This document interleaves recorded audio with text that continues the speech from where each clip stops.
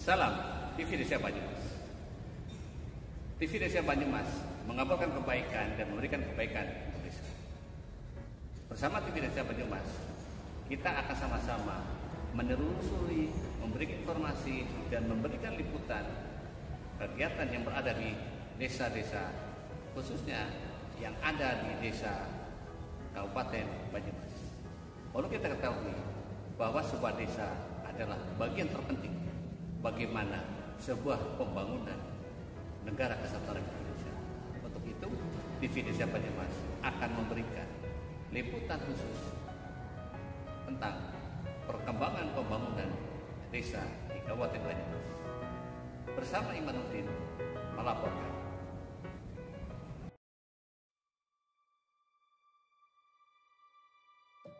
Baiklah, selanjutnya materi kedua dari Bapak Kayib Desa Purwosari kepada Pak Kusen disilakan. Dan belum apa-apa udah ketawa nih Pak.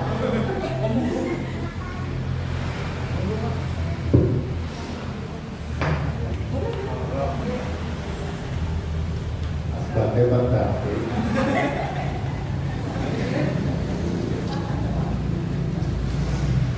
Assalamualaikum warahmatullahi wabarakatuh. Assalamualaikum warahmatullahi wabarakatuh. Alhamdulillahirabbil alamin wassalatu wassalamu ala asyrofil anbiya'i wal mursalin wa ala alihi wa sahbihi ajma'in. Sallallahu ta'ala fi kitabihil karim wa min ayatihi an khalaqa lakum min anfusikum azwajan litaskunu ilaiha wa ja'ala bainakum mawaddatan wa rahmah inna fi dzalika laayatin liqaumin yatafakkarun. Shadaqallahu al-azim. Kepada Bapak Kepala Desa Purwosari yang kita hormati, dan kepada suhu kita Bapak Musab selaku Kepala Kantor Urusan Kecamatan Kabupaten yang saya cintai dan saya banggakan.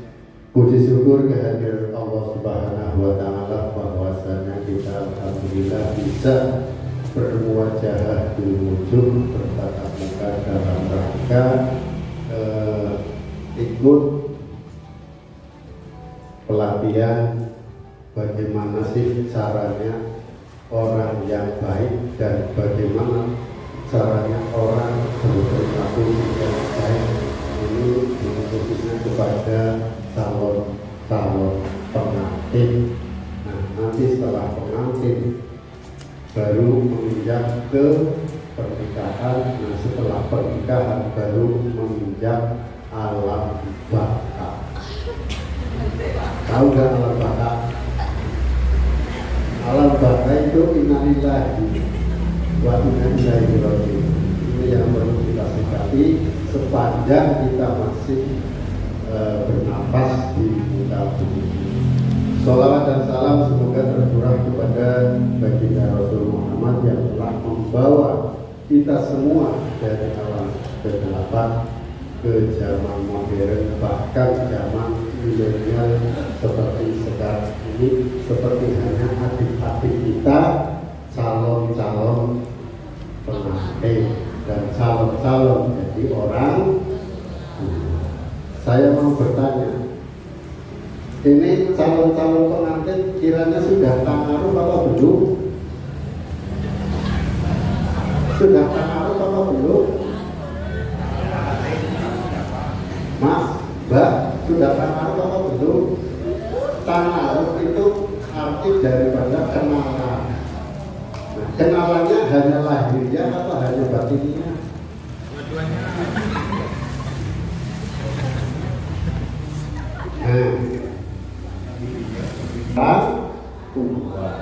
Nah, setelah kenalan orang tua itu mengizinkan, baru Pak, saya mau kenalan sama cowoknya Bapak. malah lewat pintu belakang, bukan pintu depan tapi pintu belakang. Ini harus dihargai. Setelah itu baru menginjak ke alam perkenalan, ke alam pernikahan. Namun sebelum pernikahan harus kenal dan mengenal lahir dan batin. Bukan berarti hubungannya itu beda. Nah, saya teringat tadi ayat yang saya bacakan, Bismillahirrahmanirrahim.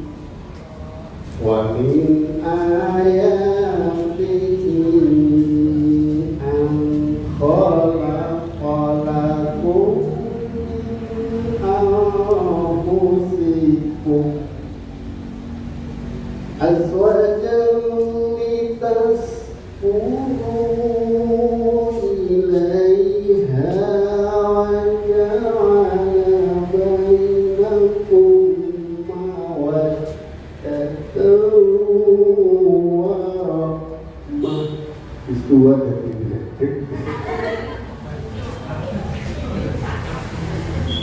Nah, itu tadi ayat surah Ar-Rum ayat. Nah, itu tadi di kolom pertama itu. Nanti dipelajari ya. Dipelajari. Nah, di rumah. Nah, nanti menginjak ke sakinah, mawaddah dan warahmah. Arti daripada sakinah itu menurut luhur Arab itu ketenangan jiwa baik lahir maupun baik itu maupun apa saya kurang menggairahkan energinya berkurang soalnya ya. Jadi sakinah itu sama saja dengan ketenangan jiwa. Mau tenang bagaimana seandainya kita tidak punya satu keimanan, kedua wawasan, yang ketiga agama yang kuat. Ini itu baru nanti tenang. Kalau seorang yang sudah berumah tangga itu harus ekonominya cukup. Paham ya? Paham apa Pak? Jangan kasih nom-nom dari kayaknya si malu-malu. Kalau sudah berumah tangga itu satu itu ekonominya harus cukup. Makanya jadi orang Islam itu harus bekerja keras, berpikir keras, melangkah keras. Tapi aja minum air kok meledak. Jelas ya? Gitu. Makanya kalau sakinah itu ditanamkan dalam rumah tangga, itu insya Allah akan beribadah juga enak, mau melangkah kondangan bersama kemari juga bisa terlampaui. Jelasnya Pak, apa kata-kata saja? Jelas?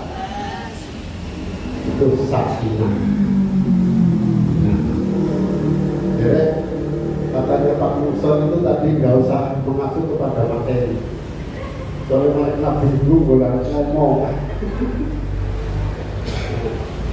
Itu sakinah. Jadi ketenangan jiwa lahir batin itu harus diraih.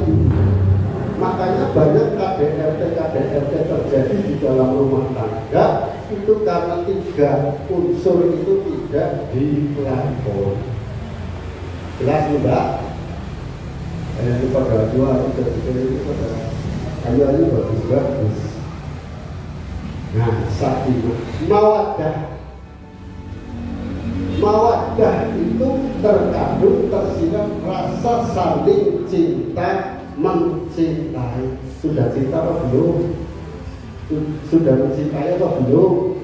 Mencintai sih sudah, tapi kan aku tidak bisa memiliki. Tidak harus memiliki. Mesti pada tersembunyi.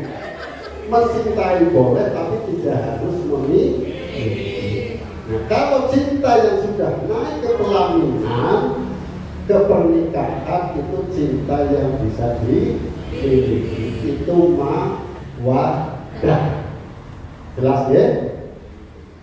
Nah, kalau mawaddah ini tolong dijaga. Contoh yang sudah menikah, saya belum saja yang belum menikah, terkadang dari sana kemari tegur, kata alun-alun, malam minggu berduaan, mampir. Ini dijaga rasa cinta, tapi jangan bersentuh. Karena bersentuhan itu kalau belum mobil itu dikatakan wata zijahat nafsi dimahul halal. Ini halal itu tidak bisa lakukan. Jadi kalau panjenengan dia menang atau dikur di mana tempat roh panjenengan menjaga rasa aku jadi kalau sampai mau mengatakan saya cinta bersama kamu berat banget, ya enggak? Banyak ibu pun terpendam tuh. Aku pada rumah saya dikenal. Ya Mbak, jenengan tahu ya, sama cowok, aku cinta sama kamu belum ya?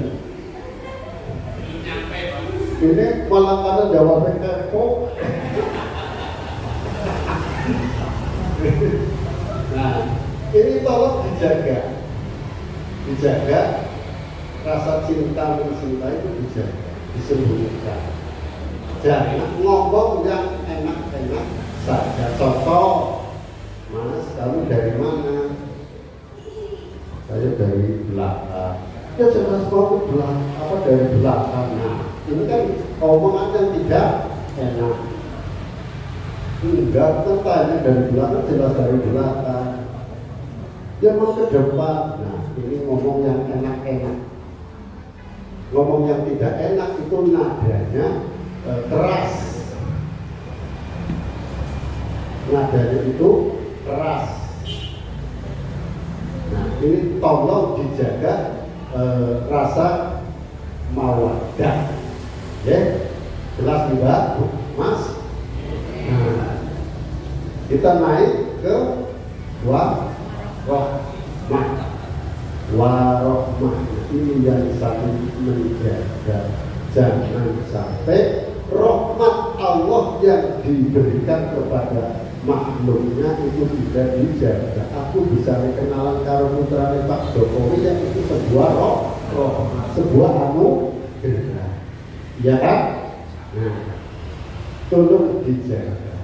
Ngomong yang enak-enak, jangan sampai menyentuh batin orang lain. Apalagi disertai dengan nun sewune mata yang agak melotot. Pokoknya tolong kalau ngomong apa saja senyuman manis dikedepankan.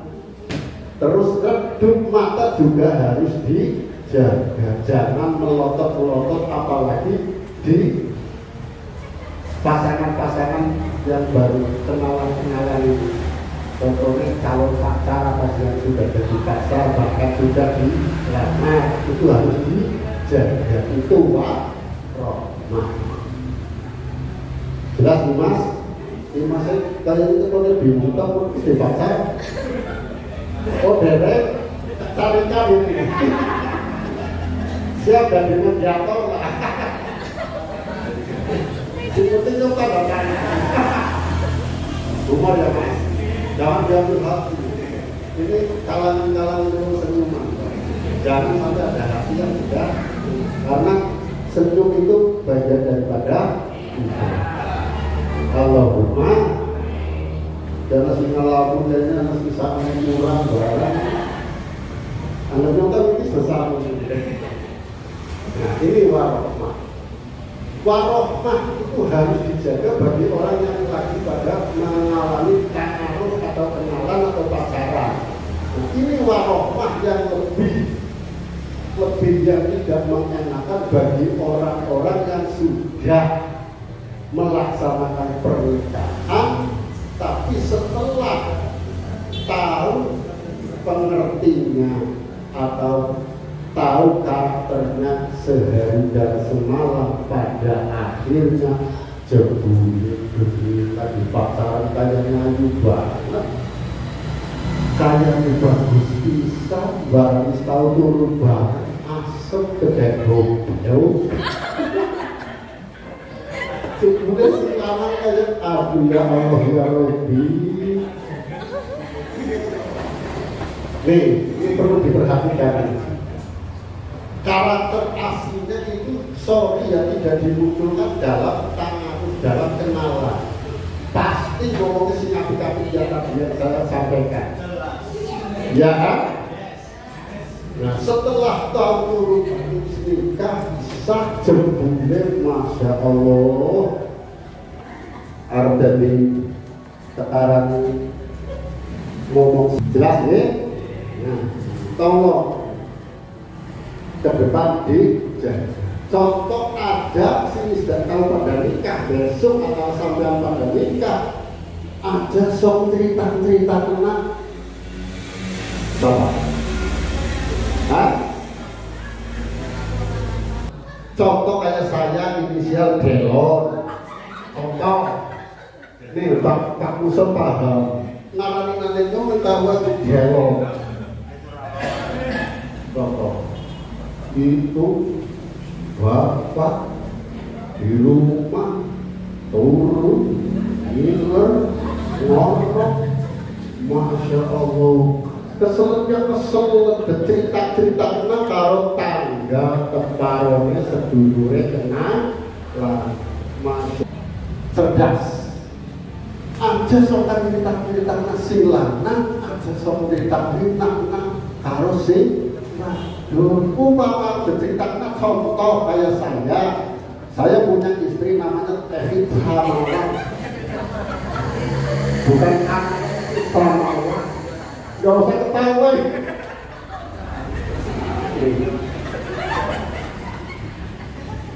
Contoh, jangan sok cerita Evita Malaku lagi ngapain Pak? Katanya Evita Malak itu lagi mau lagu. Ini katanya besok mau konser. Contoh seperti itu, misalkan Evita malah mendengar bapak mesti mencubit itu cerita sih gak ada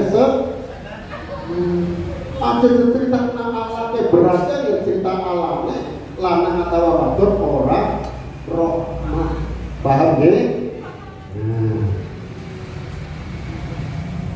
Terus wong lanang ada soal seneng perintah karo wong wadon, contoh ngono usaha ya karena kamu usaha nanti dari ekonominya kecukupan, haram bagi orang Islam, paham ya? Haram bagi orang Islam laki-laki menyuruh perempuannya untuk menambah ekonomi. Nah ketika wali yang nasab ini wali akrab, maksudnya wali yang dekat itu masih ada, itu belum bisa pindah ke wali yang jauh, wali yang abad. Seperti contoh bapaknya ada, kakeknya tidak ada, tapi nggak tahu entah di mana, atau mungkin di luar negeri atau di Sumatera dan lain sebagainya, belum bisa pindah ke saudaranya, belum bisa pindah ke saudara satu ayah satu ibu karena bapaknya ini masih ada, wali musbihnya masih ada.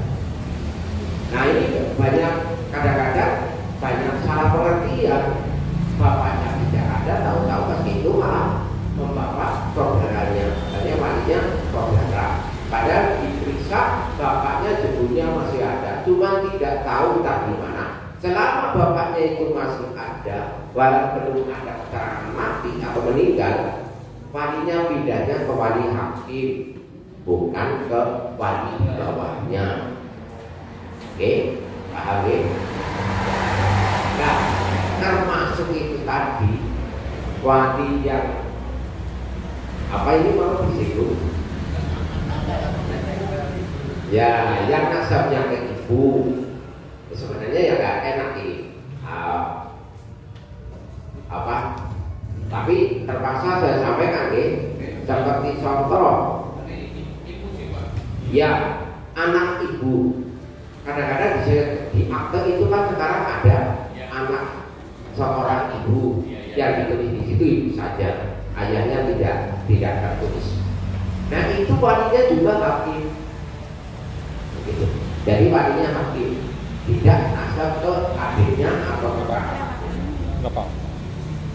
Nah ketika wali nikahnya itu hakim, umpama nanti cerai, umpama janda kok anak pertama ternyata tidak di buku nikah sama pernikahannya kurang dari 6 bulan, nikah lagi besok juga tetap hakim.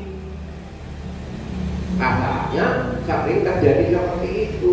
Katanya dulu walinya ayah, setelah dicek mestinya hakim. Jadi kalau anak dilihat dari buku nikahnya orang tua panjenengan, di situ antara lahir dengan nikah bapak dan ibunya panjenengan kurang dari 6 bulan, itu berarti walinya hakim. Yang sering disebut wala hukum yaitu adalah anak seorang ibu yang betul. Bapaknya sih tetap itu bapaknya secara administrasi, secara kedudukan bapaknya mungkin tidak tertulis di situ, hanya tidak pernah menjadi walinya adalah mungkin begitu nih. Ya. Ini tambah tadi adalah sebetulnya jadi wali itu. Ini Pak, sebetulnya jadi wali nikah itu garisnya ayah atau ke garisnya ibu? Begitu Pak. Ini juga harus dijelaskan. Oh ya. Kalau untuk wali itu semua dari garis ayah, dari bapak, jadi dari paman dari ibu atau adiknya maksudnya tidak bisa. Jadi wali nikah itu adalah garis dari ayah, dari bapak, bukan dari ibu. Umpama paman dari ibu, tidak bisa.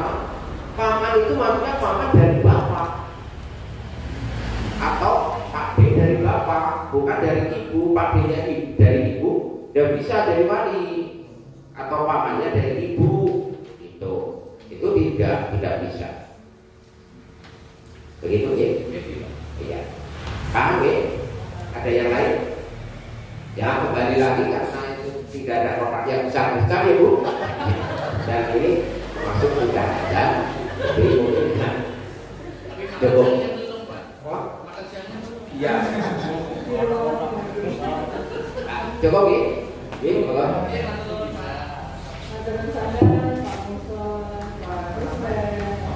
membekali catit, sebetulnya saya tahu nih, yang catit yang menjelang dari Mbak, coba angkat tangannya, yang sudah ya, ada pertanyaan mungkin yang mau disampaikan? Ada? Oh ada. Sudah ada Pak, kalau di KUA ada pembekalan seperti itu. Oh, sudah mendapat pembekalan. Mungkin penjelasan. Sebenarnya kalau dari Kementerian Agama itu ada bimbingan perkawinan. Tapi bimbingan perkawinan itu karena dibiayai oleh BPA. Nah makanya kalau dalam 1 tahun di Kabupaten Banyumas kemarin dianggarkan hanya 50 pertemuan. 50 pertemuan itu dibagi 27 kecamatan. Ya, tapi di situ kan melihat pendaftaran nikah. Jadi bagi KUA yang pernikahannya lebih banyak, otomatis bimbingnya itu lebih banyak. Dan tahun kemarin kita mengadakan hanya 1 kali. Kami satu angkatan itu 30 orang atau 15 pasang calon suami istri yang sudah mendaftar. Kalau yang belum daftar ya perlu saya panggil karena saya tidak tahu kapan udah mana itu. Ya, bagi yang sudah daftar, lah itu pun kadang-kadang tidak hadir semua. Padahal kami sudah melebihi dari kuota 15 karena udahnya 20 pasang. yang datang paling-paling ya kalau hari itu waktunya 2 hari Bu. Jadi bimbing dari pemerintah itu 2 hari, materinya itu banyak ya, termasuk makan, snack, itu termasuk buku keluarga Sakinah juga diberi gratis, jadi dibiayai oleh negara. Ngambilnya dari mana? Yaitu dari uang yang disetorkan oleh calon pengantin yang nikah di luar. Kalau nikah di luar KUA itu kan bayar 600.000 ke kas negara. Tapi kalau nikah di kantor itu tidak bayar. Tapi nek jenengan perlu haji oleh daftar lewat Pak Haji, dia turun lah Pak Haji masa egarnya jatuh banget dan gajinya apa? Kayak itu dia masih apalagi Pak Haji pun, Haji bisa orang administrasi, orang jajan, bisa orang bensin, tapi gimana ramah masuk ya ya itu kan seikhlasnya, bukan sih kami mengkondisikan, tapi ya mau sebagai orang ya Pak Wong Timur yang aku ngerti bukan jadi ya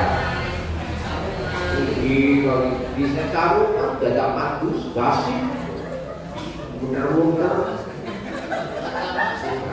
nikahnya apa enggak ya enggak 7 November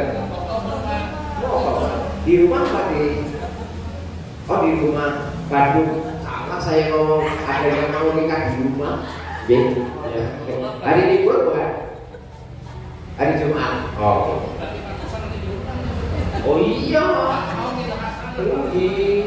ya kalau acara-acara seperti itu kadang-kadang kalau pengantin maunya sekarang kan simpel Pak. Kalau kita kasih nasihat perkawinan panjang lebar tidak didengarkan, apalagi sudah dulu ceceran kayak gitu. Nggak fokus. Iya. Ya.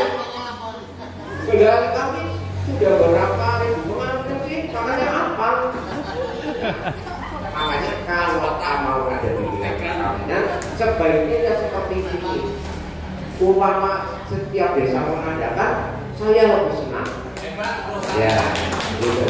Jadi alhamdulillah di samping itu juga karena ini kemarin Pak Dosen dan sama Bu PKK menanyakan waktunya, menanyakan dulu, maka bisa kami hadiri. Jadi kalau sudah menjadwal dulu, nah itu yang repot. Jadi kalau pas jadwalnya pates dengan pernikahan, terpaksa ya paling saya mewakilkan pada yang ada. Oh ya, karena pernikahan itu kan sudah daftar jauh-jauh hari. Nah, ketika apalagi dari luar kota, banyak yang hadir di situ. Kalau terlambat 5 menit saja, kita sudah diomelin. Tapi kalau menunggu setengah jam seperti tadi, diem aja. Ya itulah. Oh iya. Padahal 1 jam umpama mau jam sekian mau pindah ke sana ada salah kita. Ada itu. Tapi alhamdulillah kalau di sini sudah sesuai Pak. Ya, seringnya itu tepat waktu. Ada mulut yang ada seberapa. Cukup ya? Demikian calon pengantin khususnya juga remaja yang mempersiapkan diri ke jenjang berikutnya bisa mendapatkan banyak informasi. Mudah-mudahan Pak Muson juga tidak bosan-bosan Pak. Kalau saya bukan pakai baju PKK Pak, saya pakai baju kader pembangunan manusia. KPM Pak. Nah itu kenapa tadi saya catat sudah ada yang mendapat bimbingan dari KUA atau belum, karena saya mengisi aplikasi HDW. Di situ juga ditanyakan apakah calon pengantin ini sudah mendapatkan bimbingan dari bimbingan perkawinan atau belum gitu. Jadi kalau yang belum mungkin bisa nanti sudah mendaftar bisa mendapatkan bimbingan di KUA ya. Cuma yaitu Pak Muson juga yang dari pihak KUA, karena kita kebanyakan saat ini di luar kota. Jadi susah juga ya mengumpulkan. Oke, iya. Baiklah, acara demi acara telah kita lewati bersama dengan lancar, dengan bahagia, ya. Kita patut syukuri. Akhiri dengan lafaz hamdalah bersama. Alhamdulillah. Dan lagi beri aplaus untuk narasumber kita, Prof. dan Pak Kusen. Berakhir kita akan foto bersama dulu ya. Akhir kata saya mohon maaf bila banyak salah kurang dalam saya menyampaikan acara pada pagi dan siang hari ini. Atas nama pribadi dan Perdes kami ucapkan terima kasih untuk kehadirannya. Wassalamualaikum warahmatullahi wabarakatuh. Waalaikumsalam warahmatullahi wabarakatuh.